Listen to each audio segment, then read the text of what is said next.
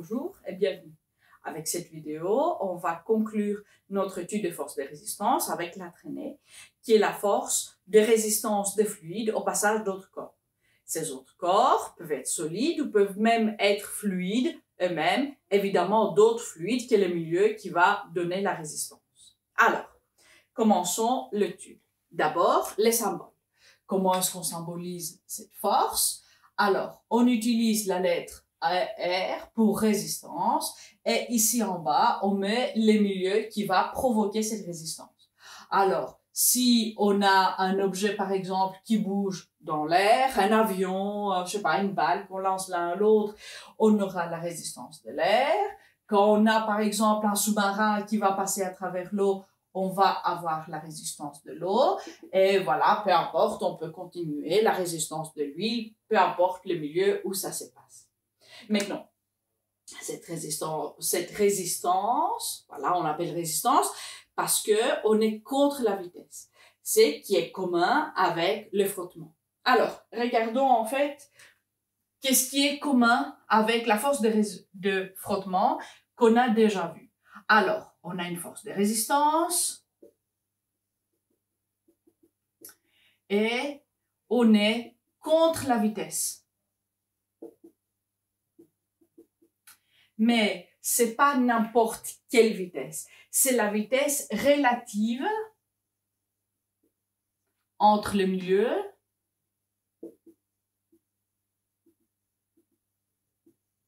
et le corps. Alors, c'est finalement la même et on calcule de la même façon si c'est le corps qui bouge par rapport au milieu, si c'est le milieu qui bouge par rapport au corps ou si ce sont les deux corps qui vont bouger ensemble. Des exemples, quand il y a un corps qui bouge vis-à-vis du milieu, par exemple une voiture qui va rouler à une grande vitesse, et bon, on a la résistance de l'air. Quand il y a, par exemple, quand on a un objet statique, disons, je sais pas, un panneau d'autoroute, et il y aura un grand coup de vent. Le panneau d'autoroute est statique, ne bouge pas, voilà, est fixé, mais c'est le vent qui bouge, et alors ça va produire une force sur ces panneaux, et si le vent est assez grand, ben ça aurait, voilà, ça pourrait même en fait l'enlever de là. Et on peut avoir même les deux qui bougent. Par exemple, un cycliste qui fait du vélo, soit contre le vent, soit avec le vent. À chaque fois, on doit regarder pas la vitesse individuelle de l'un ou l'autre, mais la vitesse relative. Ça, c'est très, très important quand on va calculer la traînée. Alors, autre chose on a la production de chaleur. Alors, cette résistance de l'air, de l'eau, on saura parce qu'il y aura une production de chaleur. Alors, ça, en fait, ce sont les similarités avec le frottement qu'on connaît déjà, avec le frottement. Ok. Maintenant, on a aussi des différences avec le frottement. Et on a assez de différences pour dire que finalement ces forces sont deux choses complètement séparées. Alors, la première différence, c'est que pour avoir une force de traînée, on a besoin d'avoir une vitesse. Alors, on a besoin d'une vitesse relative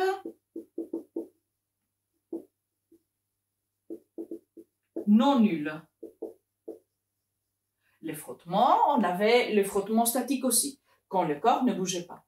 Ben, dans le cas de traînée, s'il n'y a pas de mouvement relatif, il n'y a pas de traînée. Si la voiture est garée au bord de la rue et il n'y a pas de vent, ben, il n'y a pas de force de l'air sur la voiture. Alors, quelle autre différence est-ce qu'on a? On a une différence essentielle de nature finalement, qui va faire que les formules qu'on va utiliser et l'étude qu'on va faire est totalement autre. Alors, je vais noter ici différence de nature Et ici, à côté, je vais vous expliquer ce que c'est finalement cette force, pourquoi est-ce que cette force de traîner existe. Alors, prenons une balle. Disons qu'on est dans une pièce, il y a de l'air, on n'est pas dans le vide, et cette balle veut tomber au sol. Voilà. Pourquoi elle veut tomber au sol? Parce qu'elle est attirée par la gravité. Maintenant, dans son chemin vers le sol, elle va rencontrer de l'air. On a dit qu'il y a des molécules de l'air qui seront devant la balle quand la balle va essayer de tomber. Pour que la balle puisse tomber au sol, elle doit, si vous voulez, expulser toutes les molécules qui sont vraiment en dessous d'elle dans une aire qui fait finalement ce qu'on appelle l'aire de coupe. Si c'est une balle, ça va être le cercle qui est délimité par le circonférence.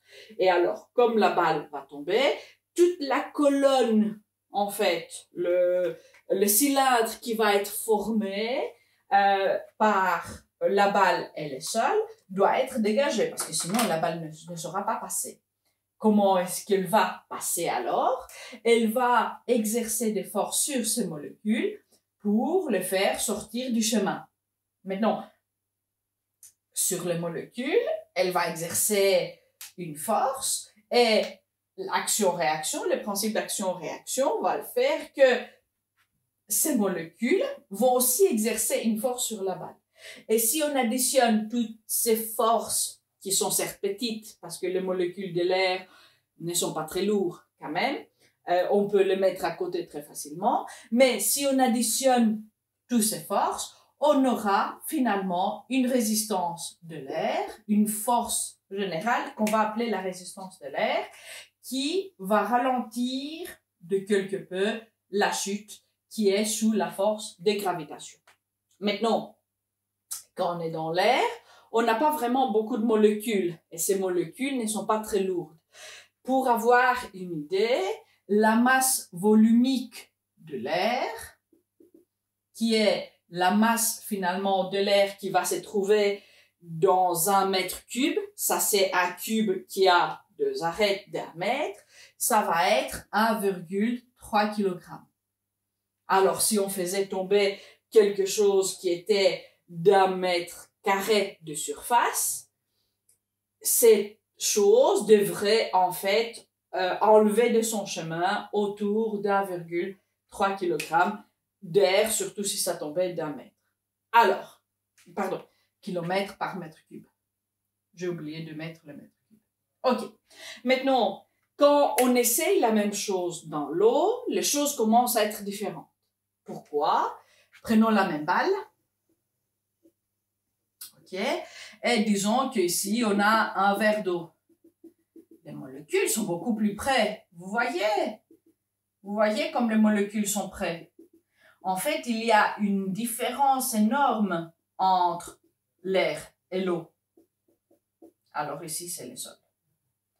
La différence, c'est que, tandis que pour l'air, la masse volumique est de 1,3, pour l'eau, on est autour de 1000 kg par mètre cube. Ça veut dire que la même balle, disons qu'elle est très lourde, qu'elle est remplie, ce n'est pas le petit ballon avec de l'air à l'intérieur qui vont flotter sur l'eau, disons que c'est une balle qui vraiment va aller jusqu'au fond, même pour l'eau.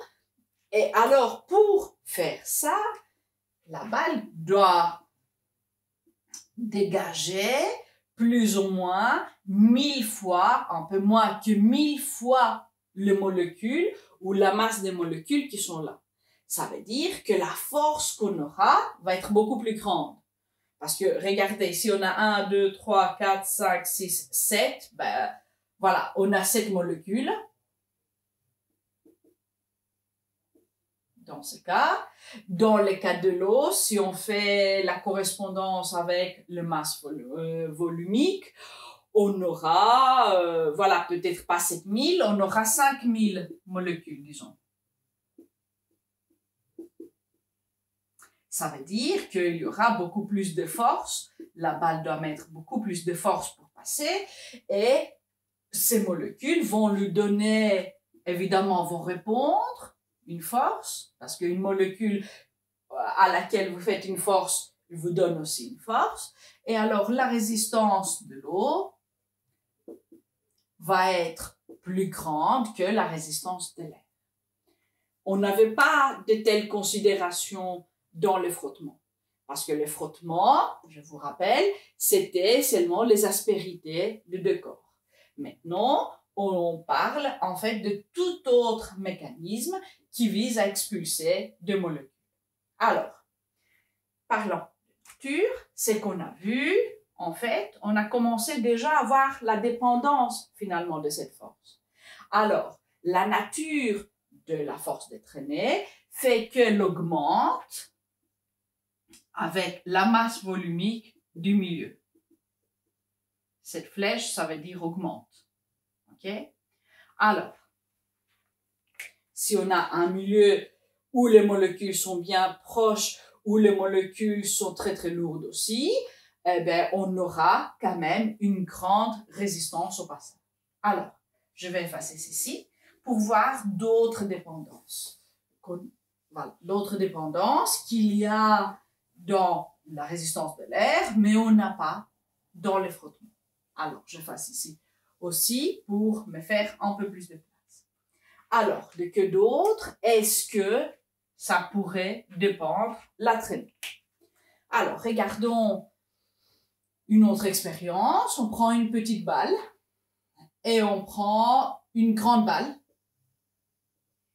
de même masse. Okay, différents matériaux, mais de même masse. Alors, les deux balles vont être attirées vers la Terre par une force de gravitation qui va être complètement la même. Hein? Aucune différence. Avec une accélération qui va être la même, peu importe les masses, finalement.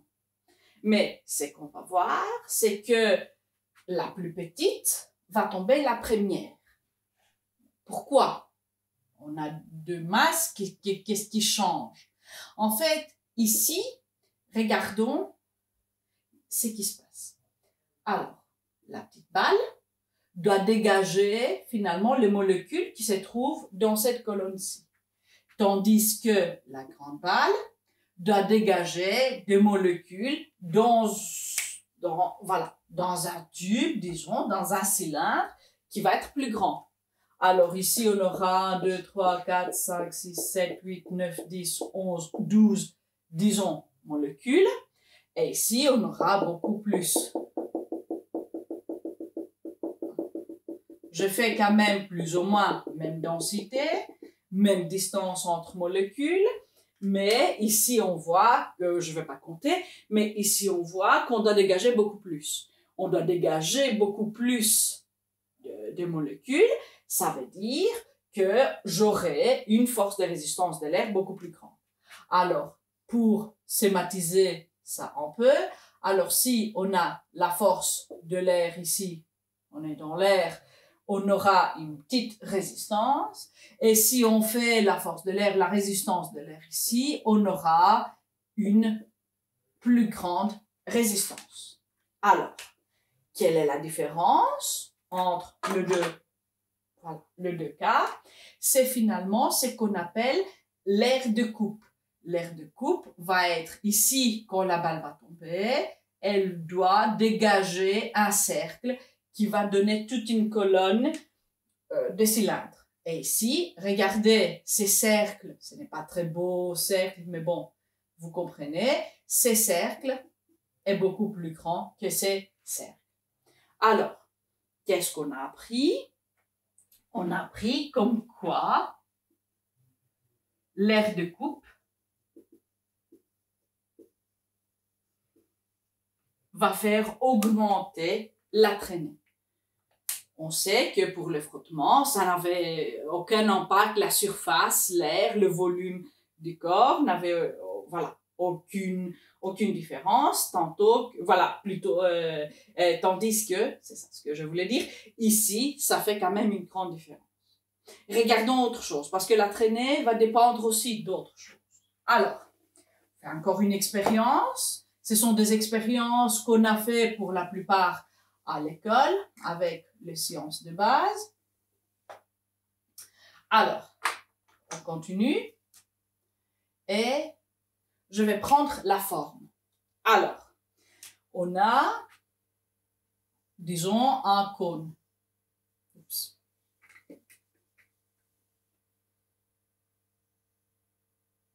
Qui est comme ça.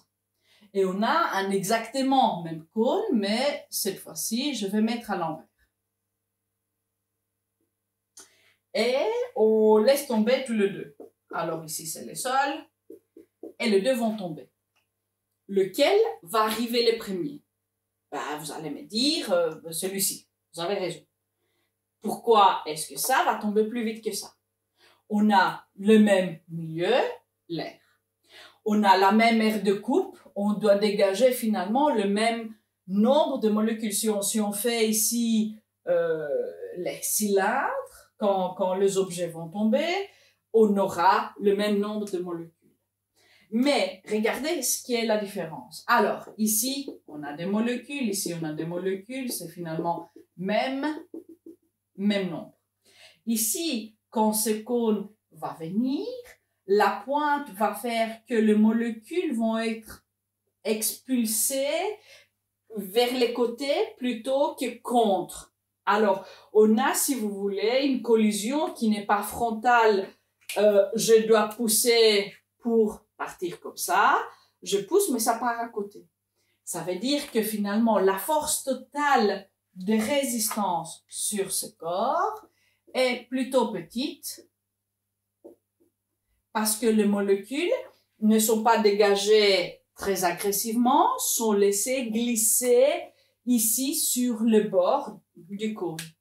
Et si aussi le cône est lisse, ça va aider les molécules glisser plutôt que, en fait, finalement, se confronter.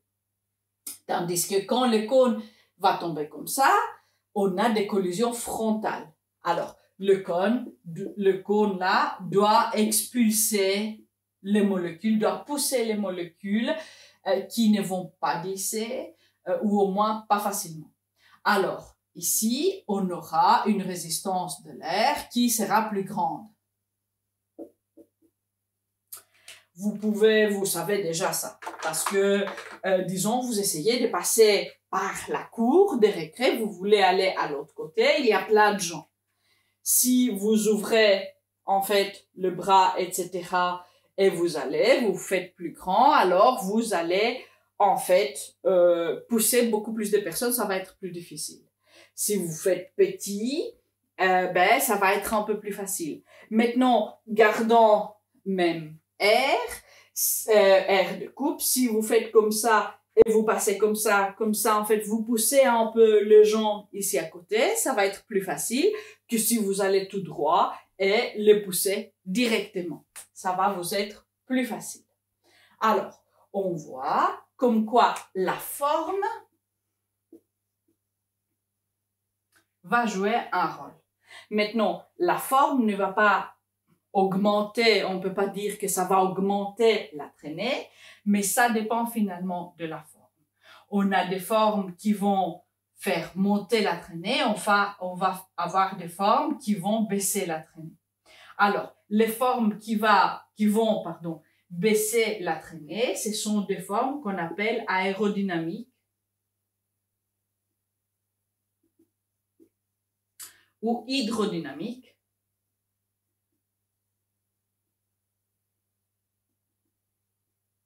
Selon si le milieu est l'air ou l'eau. En général, en tant que forme, on a grosso modo les mêmes formes, avec la forme la plus aérodynamique et la plus hydrodynamique, la forme d'une goutte qui tombe. Elle est toute lisse et alors elle fait l'air glisser très très doucement tout autour en tombant. Alors si on dessine les molécules finalement de l'air, ici il y a des molécules de l'air et ici les molécules vont glisser doucement sans faire finalement trop de turbulences, sans tourner, sans se mettre en fait dans un état. Ce qui fait finalement cette forme idéale pour faire, disons, des sous-marins. OK? Parce qu'on a moins de résistance de l'air. C'est une forme hydrodynamique ainsi qu'aérodynamique. C'est une forme idéale pour faire tout un tas de choses. Disons, en fait, finalement, de roquettes qu'on veut faire surtout dans l'eau, mais aussi dans l'air. Et c'est, voilà, ce n'est pas une surprise, c'est la forme que les poissons ont dans l'eau. Les poissons, pour avoir le moins de résistance possible pour qu'ils puissent finalement nager, ont une forme qui est très similaire à ça. Alors, en général, voilà, c'est une forme comme ça, qu'on appelle profilée, comme une larme, et l'eau va couler comme ça, autour du poisson, qui a aussi une surface lisse créée par ses écailles, et va donner moins de résistance, voilà, pour que le poisson puisse nager plus facilement. Alors, on a encore une chose, une dépendance de la nature qu'on n'a pas quand il s'agit des frottements, qu'on va expliquer directement maintenant. Alors, je vais vous révéler que ça, c'est la vitesse. Maintenant, pour les frottements, peu importe la vitesse, d'autant qu'on est dans un état cinétique, le coefficient de frottement est toujours la même. Pour la traînée, pas du tout. C'est complètement autre chose. Alors, expérience, vous roulez en voiture, vous sortez votre main dehors. OK? Alors, vous roulez à petite vitesse. Vous ressentez une force qui pousse votre main vers l'arrière. Ça, c'est la résistance de l'air. Maintenant, soudain, je sais pas, votre papa, votre maman accélère. Et alors, dès qu'ils accélèrent, qu'on ait, voilà, plus de vitesse, qu'est-ce qui se passe à la main? À l'arrière. Hein, ça peut faire mal parfois. Ben, pourquoi? Parce que la traînée va monter très vite avec la vitesse. Alors, je mets 2 flèches, ça va monter très vite. Prouvons pourquoi. Alors, on a notre balle, une balle qui va avancer avec une petite vitesse, et une balle, la même, qui va avancer avec V', qui est une plus grande vitesse. Alors, dans leur chemin, les deux vont rencontrer le même nombre de molécules. Mais le fait que cette balle va aller plus vite, on aura plus de collisions par seconde.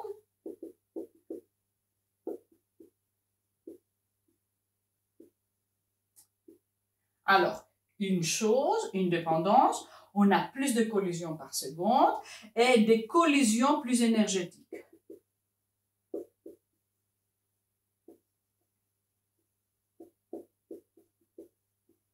Essayez de courir à travers une cour qui est pleine de monde. Vous aurez chaque seconde plus de collisions que quand vous marchiez, ok? Et ces collisions vont être plus dramatiques. Vous pouvez en fait pas seulement enlever quelqu'un de votre chemin, le faire dégager, mais peut-être vous allez le faire tomber, vous allez l'expulser très loin. Bon, c'est ça. Pourquoi finalement la vitesse va agir 2 fois. Et dans la formule que je vais vous noter maintenant, qui n'est pas obligatoire en fait de connaître maintenant, c'est pour connaître par cœur pour la matière de la 5e, mais qui va résumer tout ça. Alors, dans cette formule, la vitesse est au carré. On a 2 plans d'action, plus de collisions et des collisions plus énergétiques. Alors, pour terminer avec la formule, la résistance d'un liquide, d'un fluide en général, ça peut être liquide, on a dit, et ça peut être gaz. Alors, la résistance d'un fluide est donnée par A sur 2, voilà, un facteur de multiplication, fois la masse volumique du milieu qu'on parcourt, fois l'air de coupe, comme on a mis ici, fois un coefficient de forme. Et alors, ça qui va nous dire si c'est aérodynamique ou non. Les formes aérodynamiques ont un CX, coefficient de forme, qui est petit. Pour les formes non aérodynamiques, non hydrodynamiques, on a un CX qui est très grand, fois, et je termine par la vitesse relative, je vous rappelle toujours, au carré. On voit que la vitesse aura un double effet finalement dans la résistance des fluides, c'est qui est totalement absent dans le cadre des frottements. Voilà. Alors, on a fini la théorie. Sur ça, on va pas faire des exercices parce que ça, les exercices d'application de cette formule sont la matière de la 5e. Mais l'étude qualitative finalement de la traînée est bien dans la matière de 4e sciences de base et dans la matière optionnelle de 4e sciences générales. Alors, je vous dis au revoir et à une prochaine vidéo. Ciao!